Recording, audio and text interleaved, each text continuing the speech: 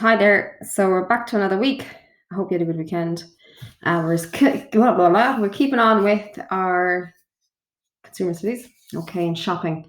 And I asked you on Friday. Apologies for that. Completely thought I had a class lined up for Friday, but I'll know for again. That was my mistake. So apologies on that. Changes in shopping patterns. I asked you to read this, okay. So how people, especially now in the pandemic, it's even altered again more so. Okay, so major changes in the retail sector have altered consumer shopping patterns, include how we shop, when we shop, and why we make the choices. So a lot of people are shopping, and it's 57% of people. It says as part of this textbook has shopped online. But I have an infographic from the CSO, and this was published at the end of 2020, 2021.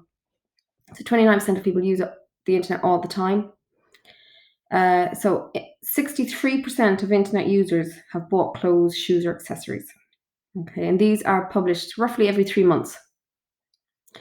33% of people bought ready-made food delivered. So that's your takeaways. Okay, using the internet. 24% had bought sporting goods. Okay, so maybe during the pandemic they had turned to maybe gym work or football or things like that. Okay. And 76% of people use internet banking. So in that case, that would be a big thing as regards buying online. All right. So there's other interesting statistics there. You can stop me or stop it and have a read of it yourself. Okay.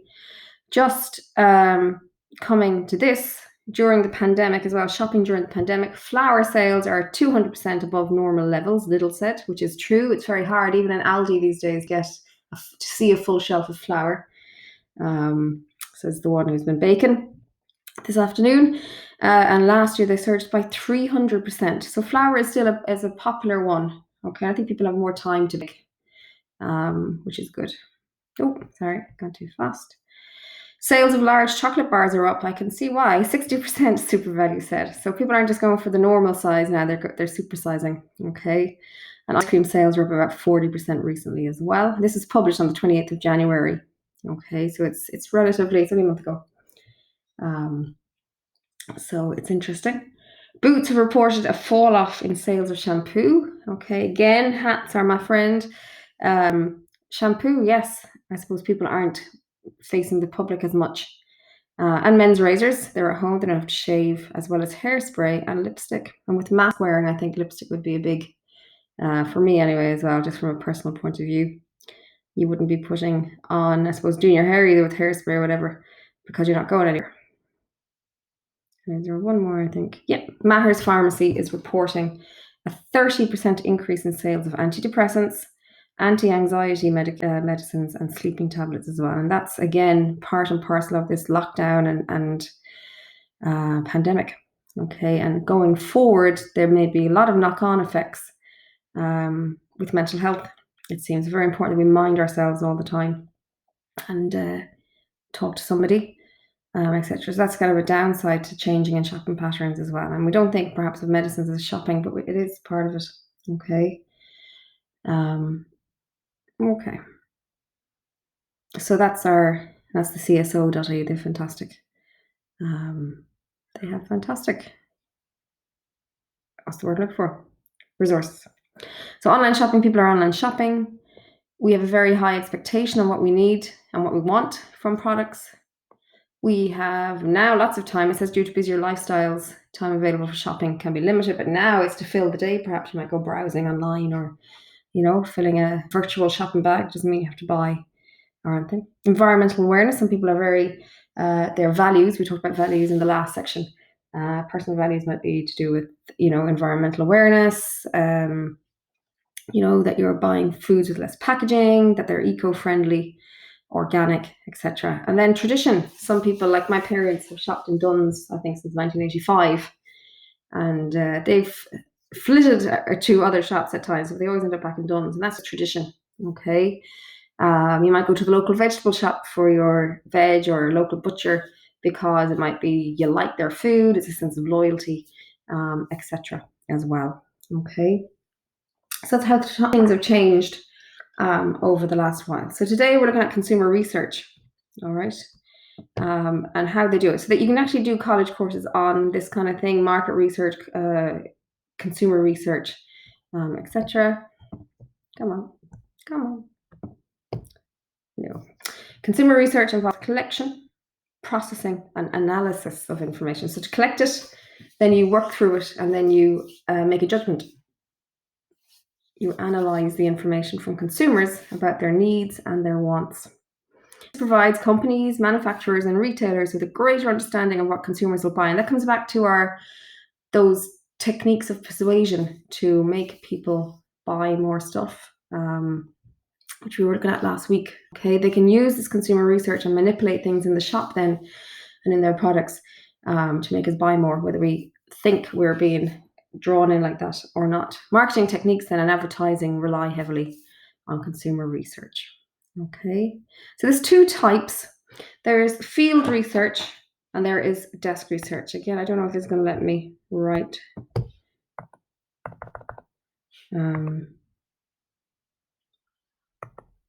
Never bloody does it. So you've got your field research and your desk research. Not going to let me write. I'll have to pain. Okay, so field research means being out in the shop, being on the pavement, asking people, looking at people, and what's the word I'm looking for? Observation. Okay, so we might be standing in an aisle of a supermarket and observing people's shopping habits, what they're buying, types of food, etc. So we'll go down the way first. So we'll go down field research, and then we'll go down desk research. So field research involves collecting data and information that has not been collected previously. It's brand new. You are doing it. It's fresh. It can be obtained by face-to-face interviews, questionnaires, surveys, or observation. So why do you do field research? You find out information with it, like how often consumers purchase a company's product or service, how likely consumers are to purchase new products or services, and what market price consumers expect to pay for a product or service. Okay, and anyone that's done DIY or that, if you were doing your mini company, you'd put out your surveys. You'd ask, would you pay €10 for this product, or would you pay €12 for? Okay, so I remember some of you did that last year, so you would know about this consumer research that you've done. The best thing about field research is the information obtained is specific to your product, and it can be detailed as necessary. You make the questions up, so you can detail it as much as you want. Information is current because it's happening right now, and the information is accurate.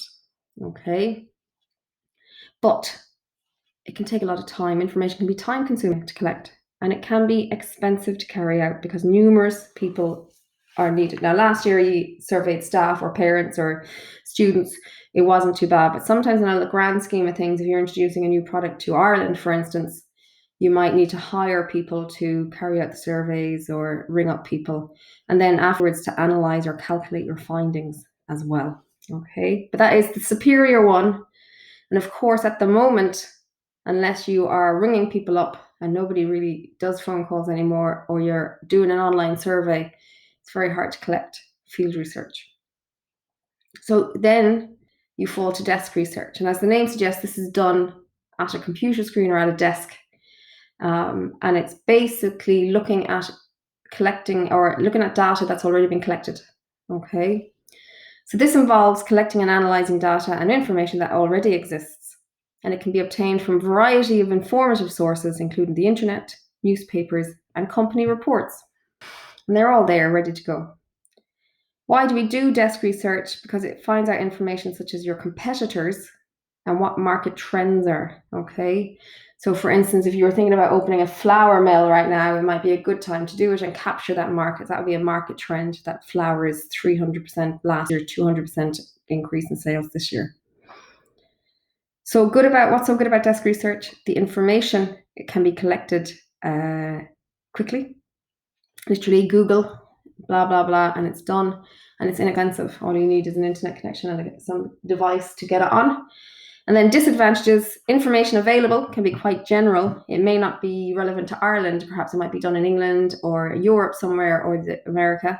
And it may not be specific to the researcher's needs, and it may not be done recently. Like, life has been turned on its head in the last year, and this research that you're looking at might have been done 2 or 3 years ago when we were living our, inverted commas, normal lives.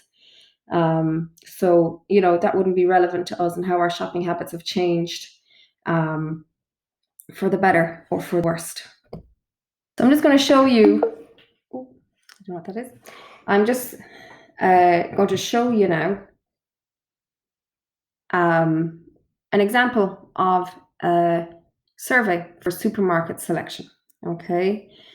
So we'd like to find out what is most important to you in choosing a supermarket. Below are a number of descriptors about supermarkets. Please select the answer based on how important you think the factor is to you in selecting the supermarket you shop in. So there's a list of things you might look for. Okay.